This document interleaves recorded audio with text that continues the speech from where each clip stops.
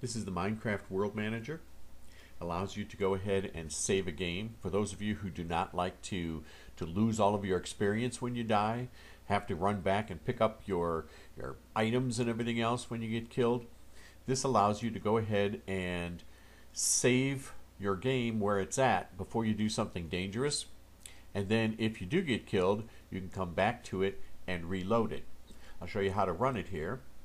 What we have here is a choice between saving, restoring, or saving to a flash or some other external device, restoring from a flash, same kind of way.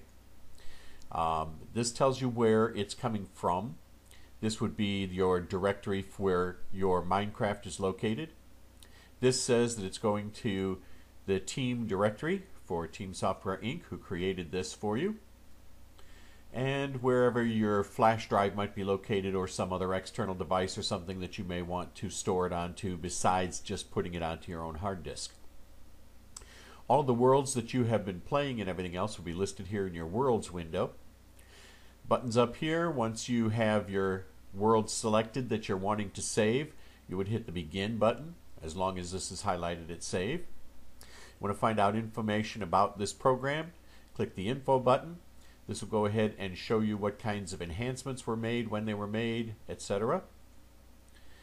And exit, needless to say, tells you to exit this program.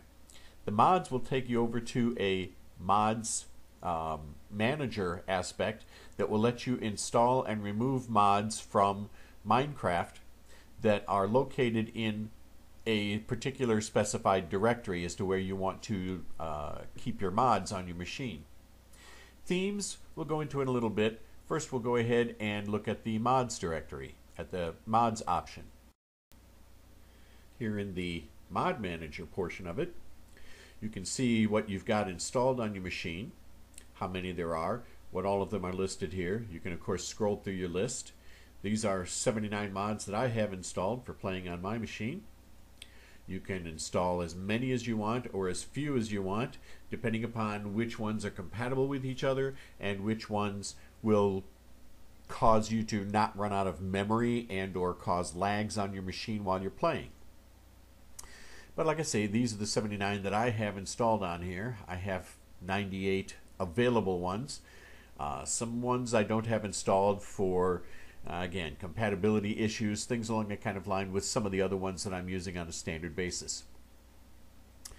The location again where Minecraft is installed is listed, and where our mods will be stored that we're going to choose from is listed down in here.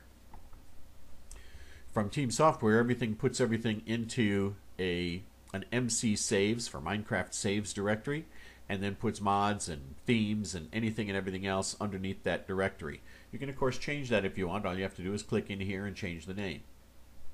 You do get a little warning here that tells you about changing mods. Don't want to do that while you're in the middle of the game. Things may go totally bananas if you do that. When you want to add a mod to your system, find the mod that you're wanting over here in this list, highlight it, and then click the add button. It will go ahead and move it over to there. If that mod already exists over in here, as this one does, it will just go ahead and replace that one. If you wish to remove one, first of all, of course, try to make sure that you don't have bunches of things highlighted that you don't want. If you do have things highlighted you don't want, hit the clear button. That'll go ahead and unmark everything. If you wanted to remove something, for instance that exact same mod, then you would go ahead and click it over in your installed column and click your remove button.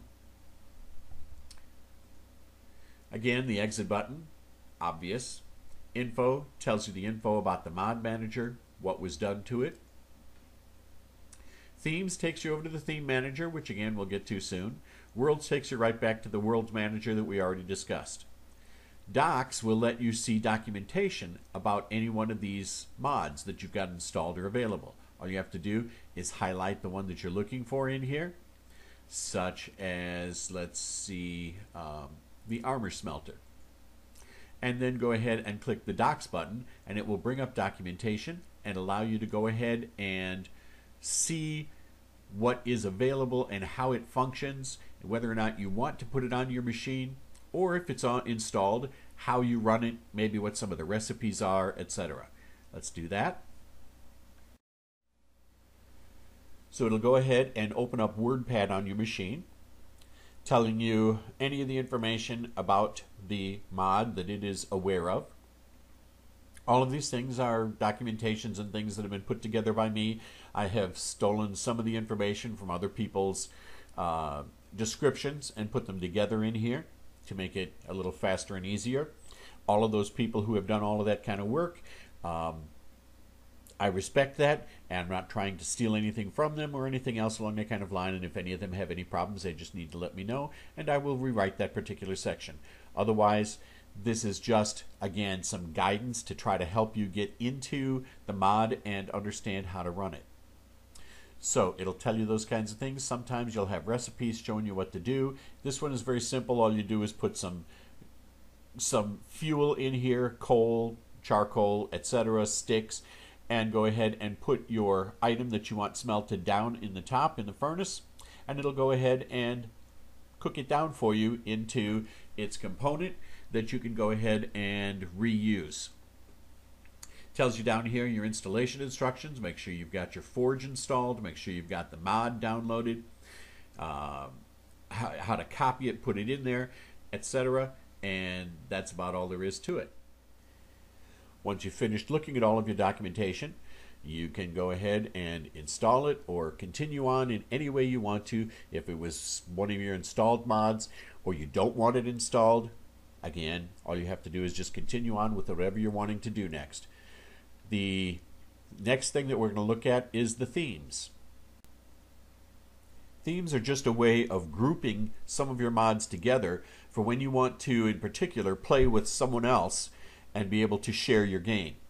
Since everybody has to have the same kinds of mods installed on the machine, what you want to do is go ahead and take, for instance, all of the ones that you have installed and create a theme that's called My Backup, My Main Mods, whatever name you want to pick for it, and create that so that you can be able to uninstall that, install your shared mods that you're wanting to do, and then when you're finished, uninstall those shared mods and reinstall your main theme.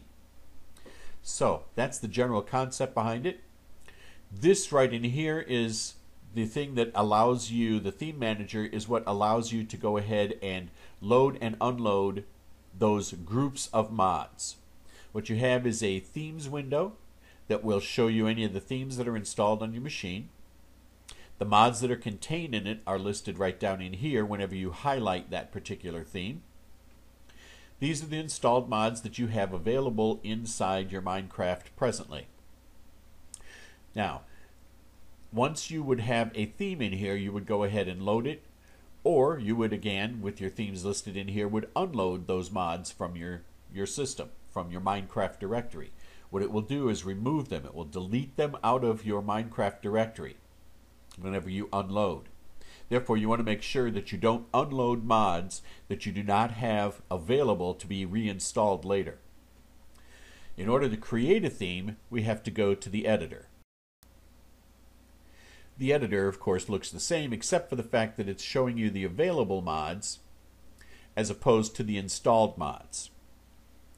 Now, to create a new mod, you would click on the New button. That brings up a theme name that you would assign to it here. And all you have to do then is just find the mods that you want to put into there.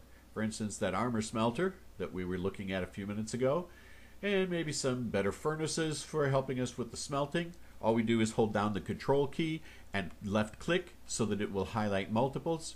Or of course we can grab one particular thing and drag so that we can highlight groups of them that are together. But if the ones we're looking for are not, then we have to click on one and then control click on the next mods that we're looking for. If this is all we're trying to do is just get a few simple mods put into here for examples, we're going to go ahead and make sure that those are all highlighted. Just grab that and drag that over into the mods contained folder. When we do, you'll see that those are all listed in here. At that point in time, we're good. We like this. We want to save this thing called test. We click the save button. At that point in time, now we've got test listed here. As I was saying, if we highlight this, it will show us the mods that are contained in that. Now that we know what we've got here, if we wanted to add something to it, all we would have to do is grab it over here and drag it into there as well, and of course resave it so that it would know that that's contained. Now when we highlight it, it knows that those 4 are listed inside that particular theme. We have to go back to themes in order to get these mods loaded into our system, so let's go back to the themes now. As you can see, we now have a theme that is listed here. We're back again, of course, to our installed mods shown here. We click on our theme. It again shows us the mods contained. Once we would click load, it would take these and install them into the Minecraft mods directory, which makes them completely runnable then by the Forge system of Minecraft. Since we already have all of these installed, we're not going to go ahead and hit the load button at the moment. But if we hit the unload button, it would find these in the installed list and it would remove them from this directory. Since we do have them still stored in our main themes directory, we can reload them again later on. So that's basically the whole simple everything as to how this entire manager works. And it's, like I say, created by Team Software in Bradley, Illinois. And you can see their website is listed up in here. All you have to do is go to that, go to the downloads directory. On there you will see a Minecraft Mod Manager, MC Mod Manager listed.